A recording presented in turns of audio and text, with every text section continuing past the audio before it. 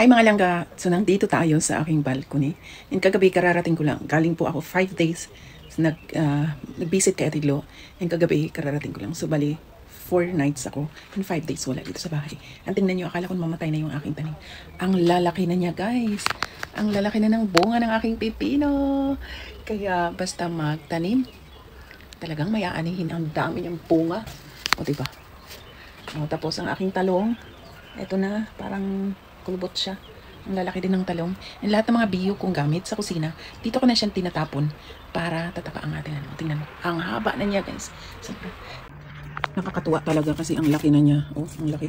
Ang kamay ko, mas malaki pa sa kamay ko na ang laki na ng kamay ko. What? So, and kuha ko ng kahoy mamaya. Itusok ko dito para siya ibalik ko siya sa ano, sa kabila. Kasi sobrang ng taas niya doon. Wala na siyang makatayan. So, bago ako aalis next week, at least mapabalik ko siya dito sa baba.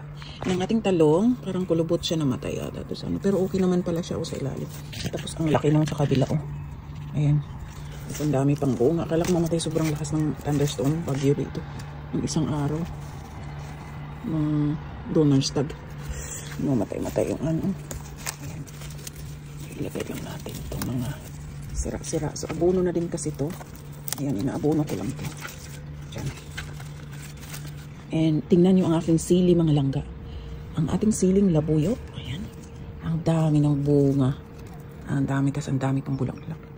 So hopefully next week wala ako dito. Maalagaan pa dito. Meron naman akong papuntahin dito. Ang lalaki oh. Siling labuyo.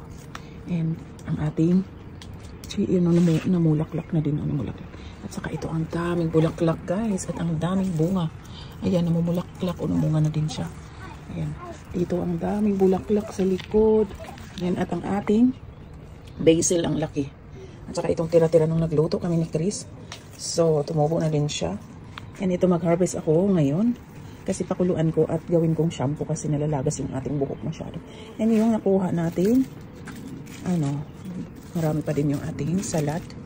And yes, grabe yung balkon ko guys. Parang siyang ano, ang dami talaga. So, that's it for now. And i-excite talaga ako kasi ito, ang daming bunga. Ayan, bunga sa likod. Yun.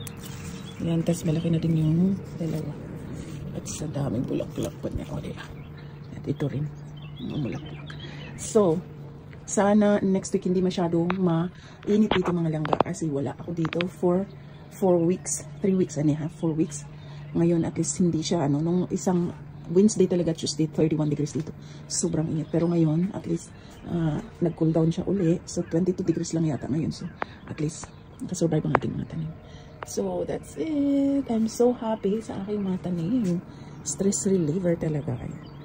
Bye!